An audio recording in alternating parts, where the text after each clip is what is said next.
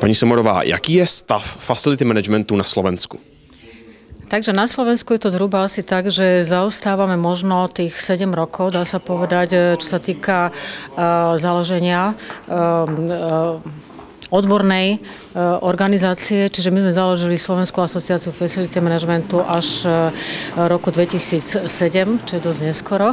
A viem, že Česká asociácia bola, alebo IFMA bola založená v roku 2000. Môžem povedať, že Facility Management na Slovensku sa stále rozvíja. Veľa ľudí má záujem o Facility Management, či sú to poskytovateľia služieb, alebo sú to klienti, ale hlavne teda tí poskytovateľia. A oni boli vlastne takí tí prví, ktorí povedali, že bolo vhodné založiť nejakú odbornú asociáciu. My sme sa stali na začiatku tohto roku aj členmi EuroFM, takže toľko k tomu.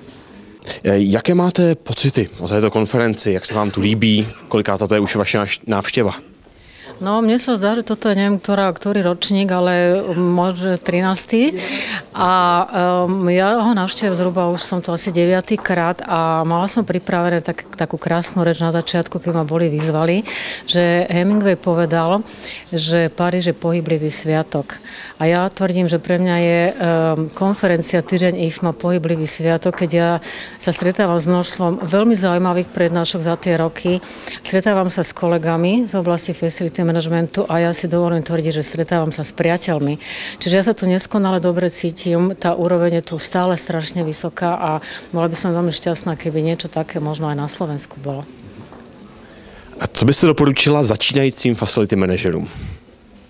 Začínajúci facility manažery by mali predovšetkým, si myslím, navštíviť buď nejaké postgraduálne štúdium, alebo možno poviem rovno Facility Management Inštitút, pretože tak ako na Slovensku máme postgraduálne štúdium, tak obsahuje všetky také tie najdôležitejšie časti, či je to facility management, energetický management, personálny management a presne toto isté sa deje aj v Česku.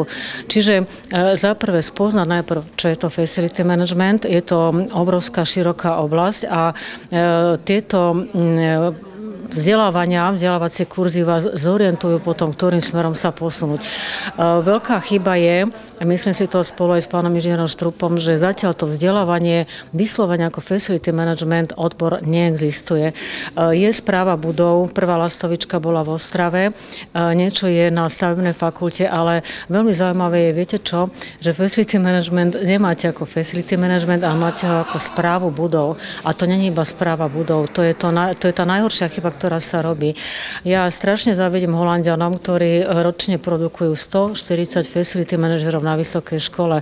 Teraz sme tu mali pani Katy z Georgia University a oni majú doslova, tam majú strašné kvanta študentov, ktorí ako vychádzajú ako facility manažery.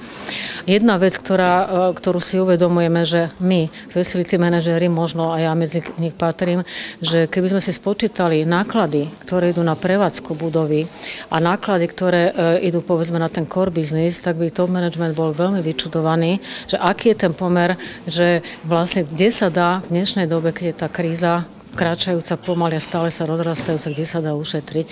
Takže ja tvrdím vzdelávať sa a skúsenosť a prax. A môže byť škola, skúsenosť a prax a ďalšie vzdelanie, môže byť vzdelanie a postgraduál a potom prax, môže byť prax a potom jednoducho vzdelávať sa.